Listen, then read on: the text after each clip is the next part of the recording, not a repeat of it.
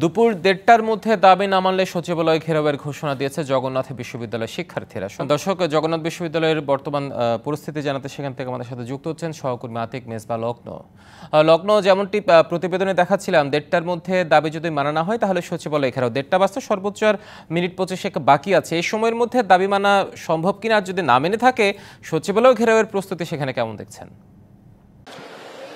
হিমাদ্রি, আপনি যেমনটা বলছিলেন যে ১:৩০টার পরে আসলে এখান থেকে রওনা করবে। ১:৩০টা বাজতে কিন্তু খুব বেশি সময় বাকি নেই। এখন পর্যন্ত কিন্তু প্রশাসন বা মন্ত্রণালয় থেকে কোনো সুখকর বার্তা আমাদের কাছে পৌঁছায়নি। জগন্নাথ বিশ্ববিদ্যালয় যতই সময় গড়াচ্ছে, সাধারণ শিক্ষার্থীরা যারা বিশ্ববিদ্যালয়ে এসেছিল তাদের সমাগম কিন্তু বেড়ে চলছে। এই মুহূর্তে আপনারা যেটা দেখতে পাচ্ছেন যে শহীদ মিনার প্রাঙ্গণ, ছোট্ট ক্যাম্পাসের এই জায়গাটিতে আসলে শিক্ষার্থীদের বড় রকমের একটা জটলা হয়ে থাকে। এই শহীদ মিনার প্রাঙ্গণে কিন্তু সবাই যুক্ত হচ্ছেন, যেহেতু বিশ্ববিদ্যালয়ের যে আজকে শাটডাউন কর্মসূচি সেটা শুরু হয়েছে বিশ্ববিদ্যালয়ে 8:30টার দিকে। অর্থাৎ এর আগে কিন্তু বিশ্ববিদ্যালয়ে যে দূরপাল্লার বাসগুলো রয়েছে সেখান থেকে কিন্তু শিক্ষার্থীরা ক্যাম্পাসে চলে এসেছে। অনেকেরই পরীক্ষা ছিল, যেহেতু শিক্ষার্থীর উপস্থিতি অনেক বেশি, তারা সবাই মিলেই কিন্তু বিভাগ এবং বিভিন্ন ফ্যাকাল্টি তারা সবাই মিলেই কিন্তু প্রস্তুতি নিচ্ছে যে কত দ্রুত কত সমাগম বাড়িয়ে আসলে সচিবালয় ঘেরাও করা যায়।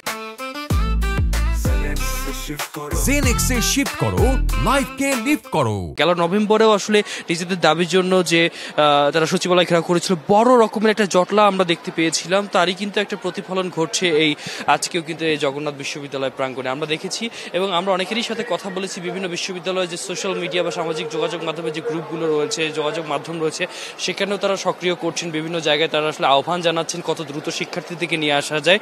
যেহেতু ১:৩০টা বাজতে খুব বেশি সময় নেই, তাই এই ঢিলছোড়া দূরত্বে আসলে যারা এই মুহূর্তে যাদেরকে দেখতে পাচ্ছেন তারা সবাই মিলে কিন্তু জড়ো হচ্ছেন। তারা প্রস্তুতি নিচ্ছেন সচিবালয় ঘেরাও করবেন এবং তাদের যে ৩ দফা দাবি আছে, অর্থাৎ বহুল প্রতীক্ষিত যে হল আন্দোলন এবং বিশ্ববিদ্যালয়ের দ্বিতীয় ক্যাম্পাস এবং সেই সাথে আবাসনহীন বিশ্ববিদ্যালয়ের তকমা থেকে মুক্তি পেয়ে যে বিশ্ববিদ্যালয়ের যে তাদের যে একটা আবাসন সুবিধা পাবলিক বিশ্ববিদ্যালয়, সেই সুবিধার জন্য কিন্তু তারা শুরু থেকে তৎপর ছিলেন। এবং সেই সাথে এও দেখতে পাচ্ছেন যে অনেকেই কিন্তু অসুস্থ অবস্থায় রয়েছেন, অনেকেই কিন্তু হাসপাতাল থেকে চলে এসেছেন এবং হাসপাতাল থেকে স্যালাইন নিয়েই কিন্তু এখানে আছেন। তারা অনশনে আছেন, আমরণ অনশনের মাধ্যমে তারা তাদের যে দাবি রয়েছে সেই দাবিটা আদায়ের জন্য তারা তৎপর থেকেছেন এখানে।